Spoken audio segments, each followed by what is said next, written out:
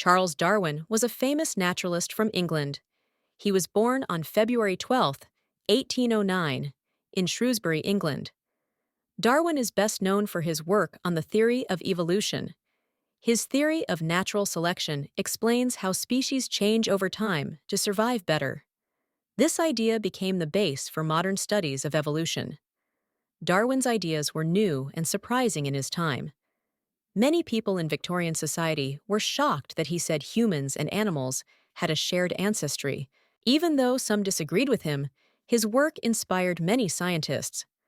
By the time of his death in 1882, his ideas had changed science, politics, and literature. Darwin's ideas helped people see the natural world in a new way.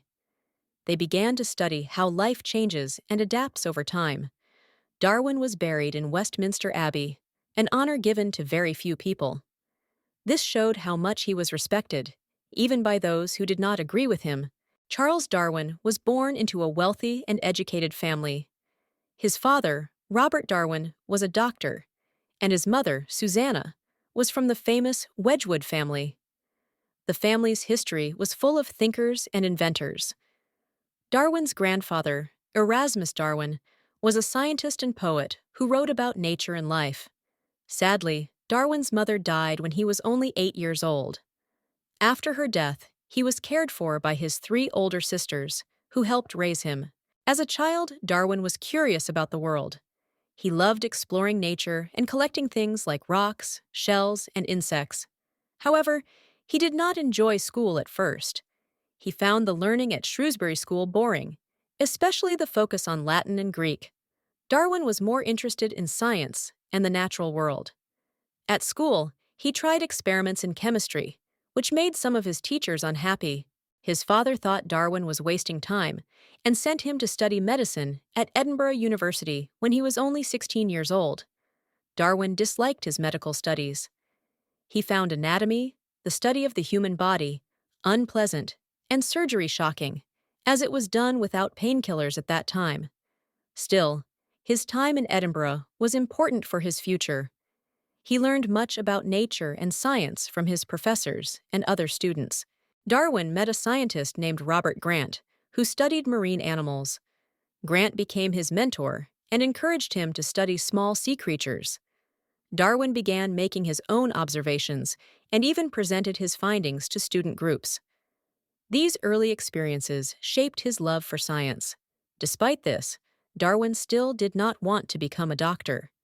His father decided to send him to Cambridge University to prepare for a career in the church. In 1831, Charles Darwin was invited to join a voyage on a ship called the HMS Beagle. The journey was planned to map coastlines and study natural features. Darwin did not join as a sailor or scientist employed by the ship. Instead, he went as a companion to the captain, Robert Fitzroy. Fitzroy wanted someone he could talk to during the long trip. Darwin agreed, even though his father was against the idea at first. The HMS Beagle left England on December 27, 1831. Darwin brought books, tools, and supplies to study plants, animals, and fossils. The voyage lasted almost 5 years and took Darwin around the world. During this time, he visited South America, Australia, and Africa. Darwin spent much of the journey exploring on land. He collected samples of rocks, plants, and animals, and took detailed notes about what he saw. In South America, Darwin found large bones of extinct animals. He wondered why these animals had died out and what had replaced them. In Brazil, he explored the rainforest and was amazed by the variety of plants and animals. He called it a chaos of delight in his notes. Darwin also noticed how local people treated slaves, which upset him deeply. His family had supported ending slavery, and this shaped his views. The Galapagos Islands, off the coast of South America, were one of the most important stops on the voyage. Darwin saw animals like giant tortoises and birds that were unique to each island. This made him think about how species change. He noticed small differences in birds, such as their beaks, and later realized these changes helped them survive in different environments. On the west coast of South America, Darwin climbed the Andes Mountains and saw fossils of sea animals at high altitudes. He realized the land had risen over time, matching ideas he had read in books by a scientist named Charles Lyell. Darwin saw how the Earth had changed slowly and believed that life could also change in similar ways. Darwin's time on the Beagle was challenging. He often felt seasick and missed his home in England. However, the trip gave him a new way of looking at life on Earth. It helped him think about how species change over time. When the Beagle returned to England in 1836, Darwin had collected thousands of samples and filled many notebooks with his ideas. After the Beagle voyage, Darwin returned to England and began thinking deeply about the things he had seen. He studied the notes and samples he had collected and read books by other scientists. These helped him understand how species might change over time. One book that influenced Darwin was by Thomas Malthus, who wrote about how animals and people compete for limited food and resources. Darwin realized that animals with traits that helped them survive were more likely to reproduce. Over time, these traits would become more common in the species. This idea became known as natural selection. It explained how species could change and adapt to their environments. Darwin spent years gathering evidence for his idea. He studied plants, animals, and fossils, and talked to other scientists about their findings. Darwin also worked with farmers and animal breeders. He saw how they created new breeds of animals by choosing those with desired traits. For example, farmers bred sheep with thicker wool or cows that gave more milk. Darwin called this process artificial selection. He realized that nature worked in a similar way, selecting the best traits for survival in the wild. This supported his theory of natural selection. Darwin kept his ideas secret for a long time because he knew they were controversial. Many people believed that all life had been created exactly as it was. His theory suggested that life changed over millions of years through natural processes, which upset religious views at the time.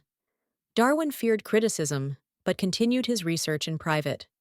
He filled notebooks with observations and sketches that supported his ideas. Darwin's health began to suffer as he worked tirelessly on his research. He often felt stressed and ill because of the pressure to prove his ideas. Even so, he stayed focused and kept improving his theory. He wanted to be sure his work was complete before he shared it with the world. By 1858, Darwin's notes and evidence were ready. However, a letter from another scientist, Alfred Russel Wallace, forced him to act faster.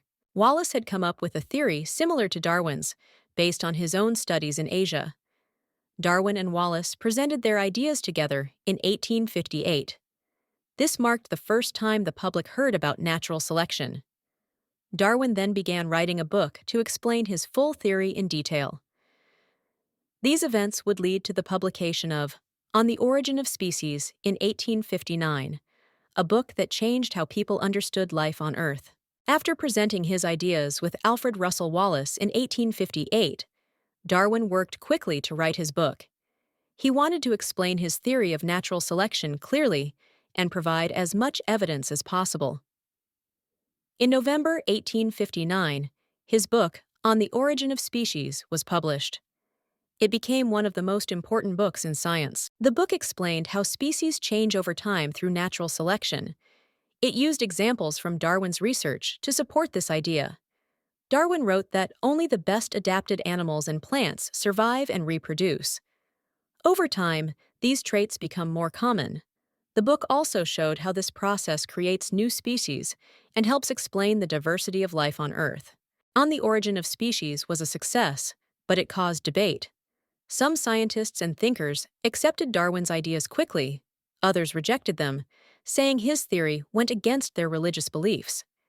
They did not like the idea that humans and animals shared ancestors.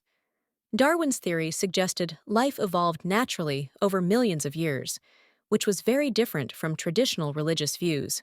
Darwin chose not to argue with critics in public.